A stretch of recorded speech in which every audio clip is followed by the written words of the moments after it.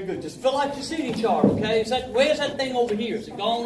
Okay, good, good. So over here, it's moving around. Where is it over here?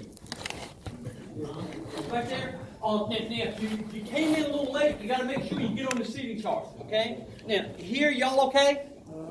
Okay, now, if you need to interrupt or get the seating chart, so Tim's got it, if you will, it's not going to bother me to say, hey, Bob, I just need to do this for a minute. Otherwise, I'm going to stop. Okay? We good? Hey, bro, you good? Tim, you good? You think? Okay. Yeah, I'll give you another second. Okay, you're doing great. That guy's great. It was sometime about the last year. I forget what. I think I was in the building before 6, walking on the second floor, and I just looked down to the entrance, and I see him coming in, waving all that and stuff. And I said, "Okay, amen." I mean, anybody that gets here that early, they're my kind of guy. Okay, now, guys, let's start with question 1. I want to hear from you guys. Obviously, I know that you can write the 6 steps down. Okay, I think Studeman's strength is stuff like question 1 in chapter 3, because guys, a lot of y'all are going to be great on all the math.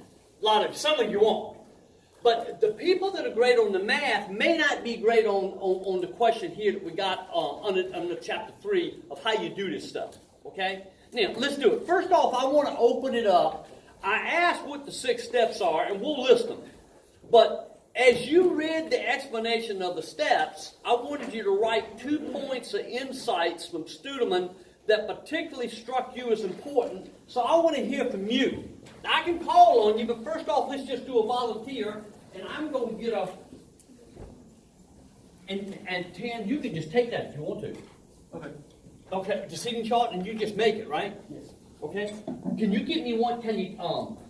We can talk about how to do it. I kind of like it on a folder, but if you get it, if you got it as a way that's functional, I'm good. And you probably think that's good. Taping it up. I'll just tape it up in the back. Okay, just so I can fold it. You're the man. I'll go with you. Whatever way you want to do it. I appreciate it. Okay, now, let me hear from you. For me, Okay. it was the step number 2 when you're specifying the variables, the form, and the error term, the stochastic error term. I believe it's called specification error. If you mess up one of those, and that's probably the most disastrous. So like 1, and that's 3 important variables that anywhere you mess up there, it could basically destroy the model and make it worthless. Okay, well said, right? You kind of goof up what the variables are, the functional form of the stochastic error term. It's pretty major, if you will. Okay, amen. And I'm trying to suppress my thoughts. Here, okay, yes. I want Maya? Maya, okay. Yeah. For me, step number 4, when collecting data, inspecting, and making sure they're all the same, not only like the same amount of variables, the same amount for each one, but their frequency and time period is the same, which can be really hard to find data that is available in each year. Amen. The time periods kind of have to match up, right, and synchronize. Okay, fantastic. Right. Okay, yes, Patrick. And then you also put that regressions are not usually what you expect. That was interesting because then you actually have to do that. Yeah. I can't, guys, again, I can't remember what I tell, because I'm teaching 2 491 classes now. And in the 491 with the undergraduates, we just went over time series data yesterday and did serial correlation where you evaluate one of the assumptions of the model. And I was telling the class there that in all my years of consulting, when I ran regressions to make a living, if you will, I don't run regressions to make a living now. I teach to make a living. But back in consulting day, I ran regressions to make a living. I never, in all those 15 years of running regressions, got it right the first time. Never got it right. Now, there was a time that I thought I got it right. I can remember it. I forget the project I was working on. But I run this regression. I put the variables in I think it matter for the dependent variable. I run the regression, and I look at it, Patrick, and it was all correct. Everything in it. I said, man, I'm good.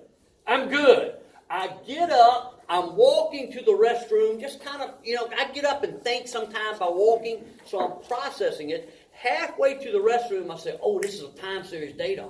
I got to adjust for the serial correlation in the error term. I got to adjust for this. So I go back, make the adjustment, and when you do that, usually your t-scores get a little smaller, so you can lose statistical significance. That's coming up if you haven't done it. So I lost statistical significance on one of my variables, so it took me back to the starting point a little bit of thinking about it, okay? Right, it's a thinking person's game. It's more than the math. You kind of look at it. Okay, now keep talking to me. I'm trying to suppress my thoughts other than my little story. Yes, Mitchell. Doing the research at the beginning is a very important step in, seeing what other people have done before you do it, and learning from their mistakes and what they did correct as well. Oh, especially in the financial area, if you will. No, amen. Right. Do your homework ahead of time. Look at your literature, see what's done, etc. What else? Yes, Slade? Yes, sir. Okay. From step 5, it says once the evaluation is complete, you're not supposed to go automatically to step 6, but actually let your regression model to actually develop more over time and make more better results. Oh, amen. Amen. You don't usually run it once. Now, we'll practice all this stuff, and you got to work with it, okay? Great, okay. Anybody else? If I don't see your hand, then just sing out. Okay, let me see if I can illustrate this about the father. If I can start looking all around, say, hey, yeah, there you go. Now, how can I say this? I love the way I set it up in Eco 391. Please, it's not about me. But in Eco 391, those 10 projects that they do, okay? Notice the steps. The first thing I have them do is create a proposal for something they want to research. Now, I've worked with them. I've wandered around the class and worked with them, so they're not just sending it cold, okay? Now, so it's a proposal. Do you smoke marijuana or do you not? Okay? Do you want to get a handgun when you're 21? How many wrecks have you been in? What's your rate? They pick something that they want to study, and then they think of the variables, okay? Now, we're going to practice this today if we have time for the marijuana project. They kind of got to get the timing of the variables right, okay? And they got to also specify what those variables are. And like if they're categorical variables like religion or ethnicity, they're dummy variables, and you got to set those dummy variables up. We'll practice that today, okay? Now, so they think about what they want to study, they get their variables, okay? The second stage, that's the first thing, 15 points, okay? Then I reply back to them. Then the second part of it is I say, okay, edit any comments I had. Then I want you to take the variables that you've got as independent variables. I want you to think of which ones you think are the main variables. The theory says you got to have it in there. You got to have it in there. Then you're always going to have a few variables that are kind of marginal where theory says, I don't know. Don't know, but could matter. And then you've got special interest variables. Like if you're doing gender discrimination, your special interest variable would be, okay, what's the coefficient on the male-female dummy? And you got your other control variables, but what's your special interest variable? And then the second part of project 2 is what sign do you expect for all these regression coefficients? Positive, negative, or ambiguous. What sign? Now, they ain't collected any data yet now. So they pick their variables and they're specifying the sign. We'll practice that today. We'll do that today. Okay, now, the third step is they go get the data. That's about where my groups are right now. They're going to collect data tomorrow in my Great Big Kincaid Auditorium class, my 391 class, and my other 491 class. I may have y'all, I'm not sure. Y'all are a little older and from other countries, so it doesn't quite fit as well, if you will. So then they're going to collect the data now. It's step 3, okay? And then you got to input the data, okay? Then you got the data. The part of step 3 is going to be cleaning the data up. They're going to look at the data and see if some variables are wrong, something's too big, something's too small, observations don't match, okay? Now, they won't run regressions on this stuff. We got to make sure we get you a seat in the seating chart, bro. So you'll never be missing, if you will. So see me doing break after class, and we got to get you for 10. You're fine. We just got to, okay. But guys, they won't run regressions until after exam 2, which would be maybe November the 15th.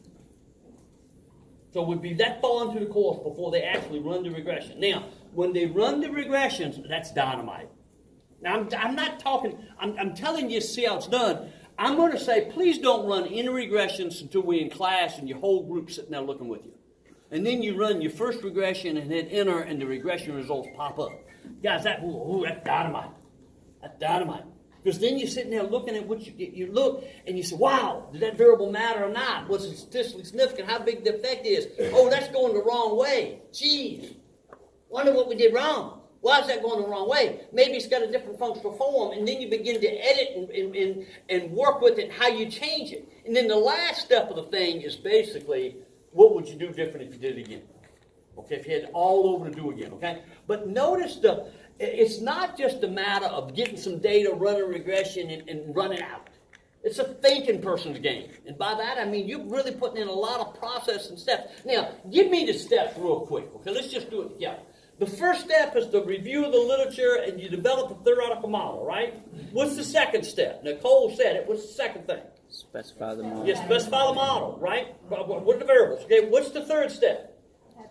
Right, hypothesize something. Now, guys, sometimes you may say, I don't know. Well, then it's ambiguous. It's ambiguous. But if it's pretty clear what direction the effect should go in, when you run your regression and it's not going that way, it sinks you into a deeper understanding of what's going on. Okay? Now, and then number 4, we collect that data, clean it up. 5, we do what? Estimate the little fellow, and that's right. And then last, we document it up. Now, that's pretty darn fun. God, I love that stuff. Okay? Now, okay, good job. Great job. Thanks for volunteering. Okay, now, number 2. Okay? Now, I'm going to put a couple things on the board here with this more than I asked you. Now, from section 3.2, why was the number of cars passing by the location of these woody restaurants, if you will, not used as an explanatory variable? Yes, ma'am. I put because all locations have been open long enough to have achieved the state of clientele, and it would be very expensive to collect data on the number of passing cars. Yep, fantastic. And I think it's the second part of it, if you will, and stuff. And I can't remember. You might well be right on the first part, but these are established Woody's locations, right? The question, if you will, is they're trying to, no, hold on. I think I'm wrong. I think you're right, if you will, because on these new locations that they're considering, they'd have to measure the cars going by a certain location where they do it, okay? So I know that the point I was trying to get at was this. Be sensitive to cost. Obviously, be sensitive to cost. Now, let me write the equation on the board for a minute. Because I think, I love Studeman here on this, but I think he, in a certain sense, glossed over a couple of issues. Now, the regression equation, I don't need you to write all this down, if you will. The regression equation in this thing is the number of checks. Can I write it that way? The number of customers or number of checks a certain restaurant had, right? Number of customers. It was beta 0 plus beta 1 competition, the number of competitors, if you will. I'm going to come back to that. Beta 2 population plus beta 3 income plus the stochastic error term. That's the model that was being done. Now, first off, he discussed this. At first, you kind of want, what you're really interested in is profits. What location is going to give me the most profits? I don't care about the checks per se. I'm in business to make a buck. I care about profits. Now, he said, hey, look, the cost at these different locations were pretty well the same. So he ruled out the cost part of it. So then all you got to really do is look at revenue. Okay? Then he said, well, so why didn't the dependent variable gross sales or revenue? And then he said, well, price is the same across all these stores because that's how you get the franchise. So it reduced down the tickets, but it was some work to get the tickets, right? And that's part of what I want to, like today, let's do this right now. One group in my 391 group wanted to study whether you smoke marijuana. Well, what would be the dependent variable? UK students, whether UK students smoke marijuana. Well, okay. Well, how are you going to measure that? What question are you going to ask on the survey? What are you going to ask on the survey? Okay, now let's do it. The first thing you'd say is, Bob, I don't know what the problem is. I'd ask, how many times do you smoke marijuana? Well, first, per week? Per month? What would you want to do? Over what time period? This semester, the last year, over the summer? And by the way, when you have a variable that has a fair amount of zeros, if you will, it's better, you violate assumptions on the stochastic error term if you don't convert it to a 0 or a 1. So the marijuana study becomes, have you smoked marijuana versus have you not smoked marijuana? Now let's do this. Okay, so it's going to become, it's not going to be how many times, it's going to be whether you have or you haven't. Now in this, would you do it over the last year or would you do it since the fall semester? No, there's no one right answer. But once you pick that time period, your independent variables have to match that time period. Okay, now I'll come to that. Now, given that a fair amount of college students smoke marijuana now, the group decided, and I kind of encouraged them, why don't we just see if you've smoked marijuana while you've been at UK this semester? So it's nice and clean. Since UK started this semester, have you smoked marijuana? Now, would you do this? I'm talking to my boys came, we take NFL ticket. I could do away with the NFL, but we take NFL ticket and get all the NFL games. It is kind of nice to get whatever game you want because my boys do fantasy football and I've only got one at home. So it's a way for them to come on Sunday and I fix a meal. So we got football all in the house on Sundays, okay? Well, the boys are sitting there on Sunday and I said, hey guys, one of my group in 391 is studying marijuana usage. What percentage of UK students do y'all think smoke marijuana? Okay? Okay, and I'll get that data and ask you guys. Well, they immediately say, well, you talking about regularly smoke or just have smoked? How much? So if you were going to study marijuana, would you say, do you regularly smoke marijuana? And then do you see you have to define what that is? Like 3 or more times a week? Or do you just smoke? Okay, so if you wanted to study marijuana usage, I don't think you could do a number of times you smoke because you'd have about half of it be zeros. And that violates an assumption with the stochastic error term. Okay? So then you go 0, 1. You don't smoke, you do smoke. You don't smoke. So the dependent variable is a dummy variable. Okay? And we'll work with that. That's called a linear probability model. Those things are hot. Okay? The coefficients of them percentages, probabilities. Now, what do you define as smoke and not smoke? Over what time period? Do we need to? The Adderall group is doing over the last year. They're just saying, hey, if you take Adderall, Ritalin, or this Vicodin, or whatever over the last year. Okay? Okay. Now, so we pick our time period. Okay. Then what do we define as smoke? They just said, do you smoke? Okay. Do you see all the practical questions that have to be answered just getting the dependent variable defined? Okay. Now let's do this. Now, number of competitors. Okay. Now, notice how this was defined. It's the number of direct market competitors within a 2-mile radius. Now, do you think they got that from God in heaven? Do you think God wrote that in one of the holy books? No! Now, first off, what's a direct competitor of a Denny's restaurant? Do you see that they'd have to decide that? What's a direct competitor? Do you see what I'm saying? So you'd have to say, okay, well, no, that's not a direct competitor. Oh, we're going to include this. Now, do you see that it would be important to state in your report what you consider to be a direct competitor? You want your stuff to be replicated. So if you're working for a financial firm, you want to tell them exactly what you did exactly. Now, guys, being able to tell exactly what you did comes with training. Undergraduates can't do it. Undergraduates are not trained enough to say, tell me exactly what that variable is, exactly, and define it exactly. So you're sitting there saying, okay, we consider this group as direct competitors. Name them. Next, why did you pick a 2-mile radius? How about a 3-mile radius? How about a 1-mile radius? Why did you pick a 2-mile radius? Do you see that this is big girl, big boy decisions? And when all you do is take data from a textbook, all of this has been done. What drives me nuts and why I do the projects is all the interesting issues in regression are glossed over when all you do is download a data set. And then you just run it. Now I'm going to do, I've got to create this for you a little bit. Okay? Now next, okay? Hey, everybody that came in late now, you're not on the seating chart now. So you won't. So you got to see me, if you will, okay? And somehow or another, we got to get you on the seating chart, even though the TA is gone, okay? But do see me now. Next, what's population? Now, population is the number of people living within a 3-mile radius of Woody's location. Now, well, why a 3-mile radius? How about a 4-mile radius? First, I don't know if they have that data. They may only have the population of the city or the town. Maybe the school district or something. Now, you're probably, in a case like this, you're probably going to be pinned by whatever data is available.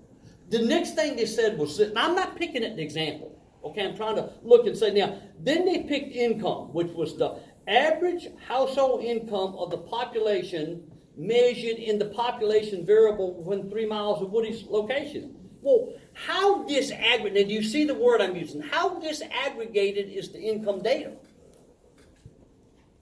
Is the population only available for Lexington? Or is the population of, I don't know the answer for this, or is the population by voting district? Like I vote in the Stonewall district on November the 6th and go vote. Do they have data for that? I doubt they do.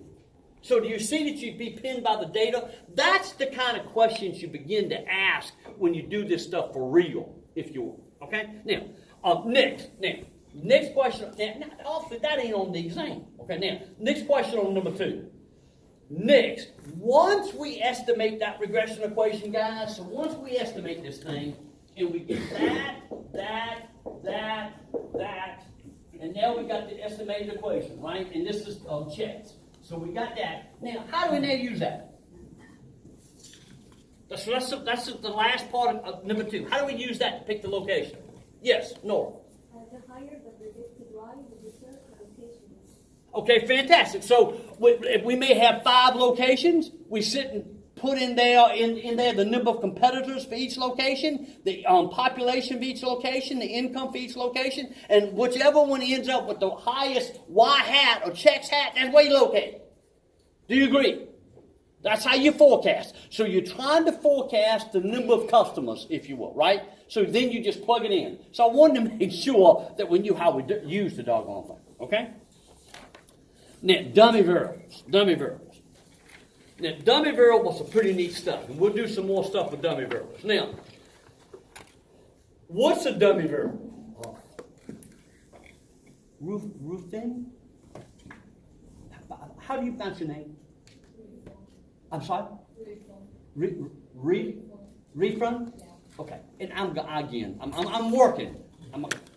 What's a dummy variable?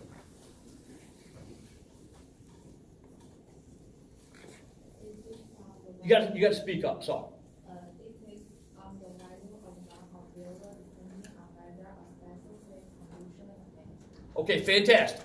Okay? Now, class, how does the dummy variable affect the regression line? Does it change the intercept or does it change the slope? Intercept. Now, by the way, guys, it's the way it's set up. We're going to do slope dummies where you can change the slope too. Okay? But you've got to create an interaction term. You'd have to have a variable that would be years of experience times male, okay, to get an interaction term to allow the slope to change. Right now, we're just doing intercept dummies, where we don't allow the interaction, okay? Now do the following thing. Let me draw the graph, okay? And y'all label it. So in this model, it was teacher's income or salary on the vertical, so salary here. We got years of experience is the quantitative for the teacher. Okay, guys, I'm going to do one thing here. Let me do this first, okay? I'm going to put salary. The regression that's being run here is salary of teacher income, beta 0 plus beta 1 years of experience. Can I abbreviate for years of experience, guys? Years of experience. Plus beta 2, if you will, masters. No. I'm sorry. Graduate degree. Okay. So beta 2, graduate degree.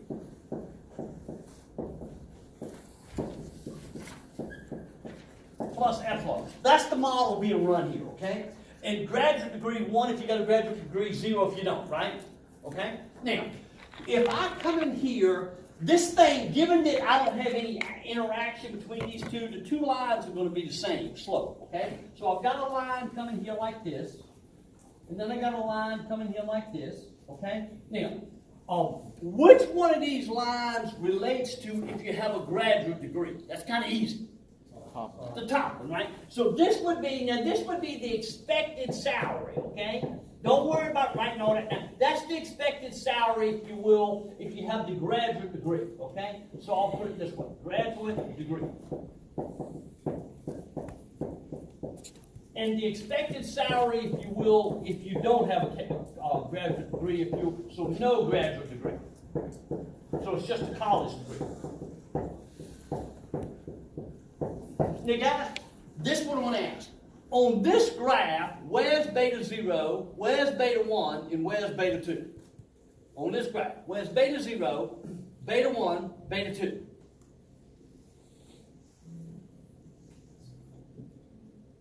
Michael, give me one, Michael, just give me one. Beta 0 would be your intercepts. Be your what? Would it be the intercepts? So beta 0 is here and beta 0 is here?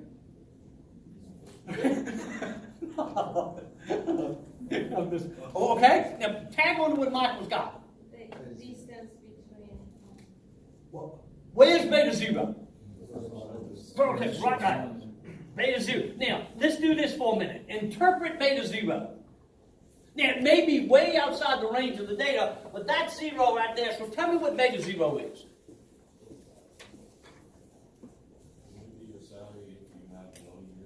Right, it'd be that. Way to go, Samuel. It would be the average salary for your first when you had your first year. It'd be your average salary starting out. If you are certain things, if you will. We're going to have to get to the next part of that in a minute, but I want to hold that. Where is beta 1? Where's beta 1?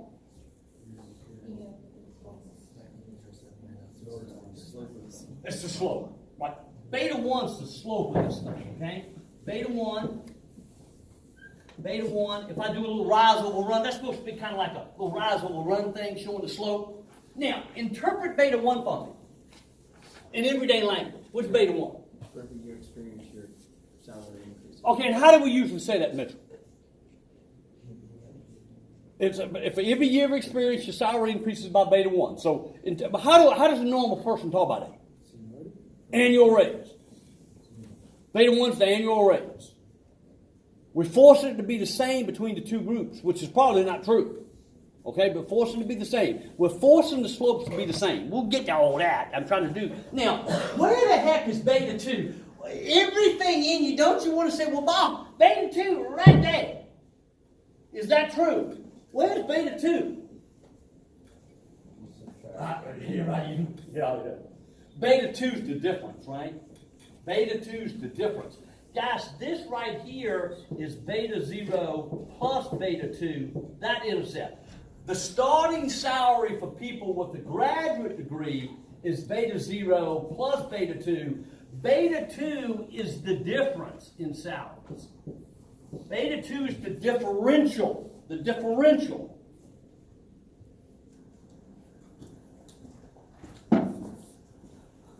Let's do this for a minute, okay? Looking at this regression equation like this, can we interpret what beta 1 is? Now we say, okay, well, beta 1 is if years goes up by 1, it's the effect on salary on average, if years goes up by 1, holding degree constant. Right? So beta 1 is the annual salary. Again, a 1 unit change that we did last time, okay? Then you say, well, what's beta 2? You said, well, beta 2, Bob, it's if graduate degree goes up by 1. It's the effect on salary. Would you agree? But if graduate degree goes up by 1, what have you gone from and what have you gone to? Bachelor's to grad. Go ahead, Jason. You going from a bachelor's degree to a grad degree? Totally. You've gone from a bachelor's degree to a graduate degree. Can you go again, by the way? No. It's a 0, 1. All you can do is 0, 1. A dummy variable has only got one movement. A 1 unit change, that's it. It's like gender. You're female to a male. I just came out of the men's bathroom. And I swear I looked and it looked like a man coming out of the woman's bathroom. Now, I'm all cool with that. I'm all cool. I'm not going to try to do that. But it stunned me a little bit. And then I got to look and I said, well, maybe it wasn't a man. But it sure looks like a man. So I kept looking. So I was just thrown off from there. But anyway, traditionally, look, I'm just messing with you, okay? I'm not trying to police that. I ain't policing that, okay? Unless it's some predator that goes in there. But be sure, graduate degree, if it's a 0, you got a college degree. You go up 1, you got a graduate degree, and that's it. Right? So beta 2 is the effect of having a graduate degree versus the bachelor's degree. Always versus the omitted condition, right? The bachelor's degree. So here, now notice, now this is probably not true. The differential in salary stays the same regardless of years of experience. Because this model doesn't allow the slopes to be different. So you probably want to allow the slopes to be different. Okay, now, good. Okay, now, if you got a question, just stop. Okay? Now, number 4. What does the omitted condition refer to? Okay? And look, you're going to have something like this. Hey, the event not explicitly represented by a dummy variable. The event is not explicitly represented by the dummy variable, and more importantly, it forms the basis against which the included conditions are compared. Now, so you got to always know the omitted condition. Now, what's the dummy variable trap? Song, what do you have, if you will, for number 4? What's the second part? What's the dummy variable trap? Maybe use two dummy variables or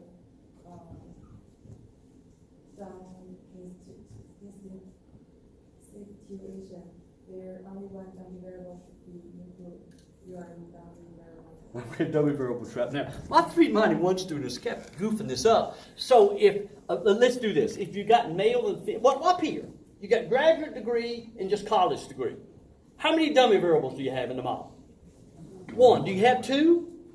Do you have college degree and graduate degree? Now, everybody in the data set would have at least a college degree. There's nobody in there without a college degree in that data set. Okay? So it'd be like if you want to put gender in the model, you do not, let's assume it's 2 genders for a minute. You don't put a female and male both in the model. You got to have one as the omitted condition. It doesn't matter which one you put as the omitted condition, but one of them has. I'm going to do the case of religion in a minute and have 4 religions that we'll use, and then say, okay, you got to have 3 dummy variables for 4 religions. If you put all 4 in there, now you can put all 4 in there if you drop out the intercept, but usually we don't do that. Okay? If you got the intercept and you got 4 categories, you got to have 3 dummy variables, or it won't run. It's called perfect multicollinearity. Okay, now, in the next regression, if you will, guys, let me just write this thing down for a minute. And I'm going to erase this. And by the way, do you know it? I don't like it when textbooks use X1, X2, X3 because I forget what they are. Okay, and I got to look back. So I actually like seeing words. Okay, so again, what we're doing in number 5 is this model. We said, hey, look, let's break up the years into a master's and a PhD for graduate degree. So beta 2 master's plus beta 3 PhD, if you will, plus epsilon. So again, the variables, of course, are salary, years experience, and then the 2 dummy variables. The betas are the effects, not the variables, right? Now, let's see if we can do this question. Robin, or you? Rubin? Okay, hey, let's you and I do this one. Okay, now, how are PhD and MA defined?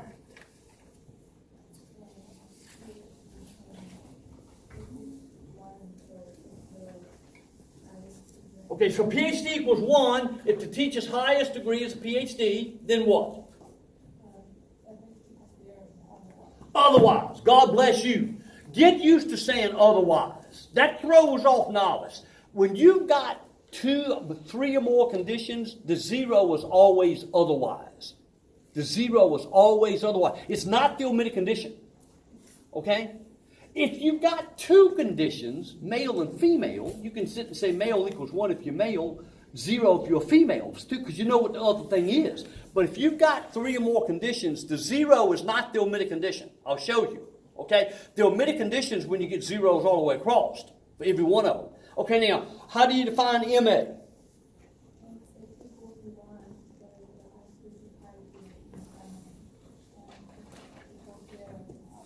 Okay, fantastic. Now, I'm gonna give you one more question. How do we interpret the regression coefficient? So how do we interpret beta 2 and beta 3? So tell me how to interpret that.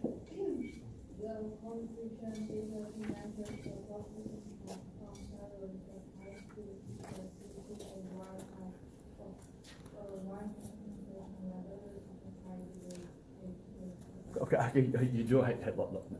you're doing great. Now, I can only imagine, if you will, me trying to speak Chinese in China, if you will, being called on. Okay, so hey, but try to look at me a little bit. Can you summarize it, if you will, so your voice projects out to me? I don't mean that disrespectfully. Okay, so can you tell me in your own words? Beta 2 is, now you finished the last part of it all. Beta 2 is the effect of having a master's degree compared to what? It's got to always be compared to something when you got dummy variables. So beta 2 is the effect on salary of having a master's degree compared to having a what? Huh? Sing it out, girl. Why I? Okay, let me ask you a question. Now, you're doing great, and I'm about to let you go. You're doing great. What's still omitted condition here? What's still omitted category?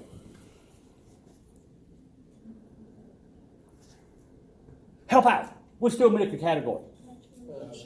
A bachelor's degree. A bachelor's degree is still omitted category. Way to hang in there. Proud of you, okay? Way to go. Now, you got to know the omitted condition. You got to look and say, okay, the third category here is the teacher has a college degree. Now, again, guys, there's no teachers in here that don't have a college degree. Okay? If there were, they will pull it out, if you will. Okay? So, master's is being compared to having a college degree. So, do we expect beta 2 to be positive or negative? Positive. Right. Now, what's beta 3? How do we interpret that class? The effect on salary on average of having a PhD compared to a bachelor's, right? And so, do you expect beta 3 to be bigger or smaller than beta 2? Yeah, you expect it to be bigger. Why would you go through that agony? And that investment better be positive to have a positive rate of return. Okay, good. Now, next, let me see if I've got anything else here. Okay, on number 5, this last thing, if you only have one observation, if you will, like let's say you only have one student with a PhD, if you will, only one teacher with a PhD, then that coefficient is completely captured the residual. When I show you data from UK, if you will, like when, okay, let me see if I can phrase this. When we do data studies at UK, we might have 300 observations, and we might have 15 to 20 African Americans. Okay, and we'll go with that. But we're aware that we only got 15 to 20. We may have 6 out of 300 Hispanics. Okay, and if you got one, I always tell them, hey, you got to pull that. If you just got one Hispanic, you got to pull it, because the coefficient on Hispanic is simply going to be the residual. So it's not going to tell you anything. Okay, with Asian Americans, if you're lucky, you get 10.